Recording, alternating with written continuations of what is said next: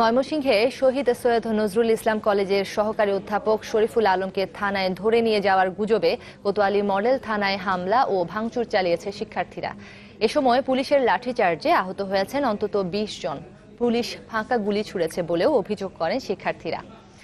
জেলা police super Shah Abid Hossain জানান, সকালে নগরীর টাউন হল মোড়ে ওই শিক্ষকের গাড়ির সাথে একটি অটোরিকশার ধাক্কা লাগে।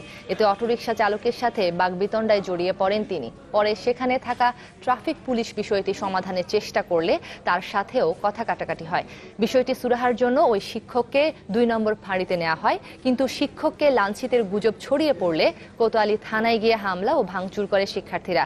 পরিস্থিতি নিয়ন্ত্রণে ফাঁকা গুলি চালায় পুলিশ। আহতদের উদ্ধার করে ময়মনসিংহ মেডিকেলে ভর্তি করা হয়েছে। ছাত্রীরা তাৎক্ষণিকভাবে একটু উত্তেজিত হয়েছিল, যেহেতু তাদের শিক্ষকের গায়ে আঘাত লেগেছে এবং উত্তেজিত এক পর্যায়ে পুলিশের সঙ্গে এমনি একটু ভুল বুঝাবুঝি হয়। পরবর্তী পর্যায়ে জেলা প্রশাসক মহোদয় এবং পুলিশ সুপার মহোদয়ের সাথে আলোচনা সাপেক্ষে সমঝোতার মাধ্যমে এটা একটা সম্মানজনক সমাধানে আমরা পৌঁছে গেছি। আমরা বিষয়টিকে ক্ষমা সুন্দর দৃষ্টিতেই দেখব, তবে আমরা একটা তদন্ত বা এনকোয়ারি কমিটি, অনুসন্ধান কমিটি করব এবং এটা পুঙ্খানুপুঙ্খভাবে আমরা দেখব যে এর পিছনে অন্য কোনো কিছু আছে কিনা।